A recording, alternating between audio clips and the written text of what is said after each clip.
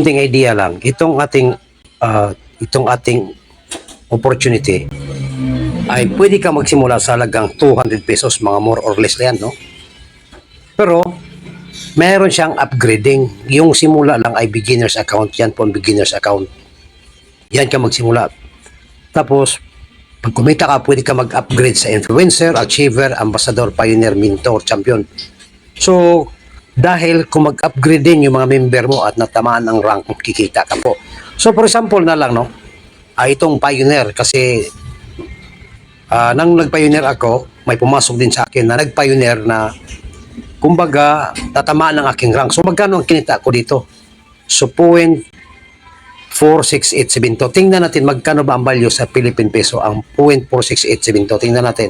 So, i-search ko dito sa Chrome, 0.46872.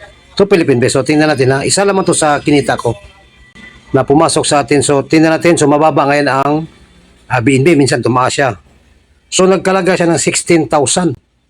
Noong panahong pumasok ito, minsan tumaas ito ng value. Yan po ang isa sa kinita natin. At ang kaganda nito guys, nagsimula lang tayo sa halagang 200 pesos.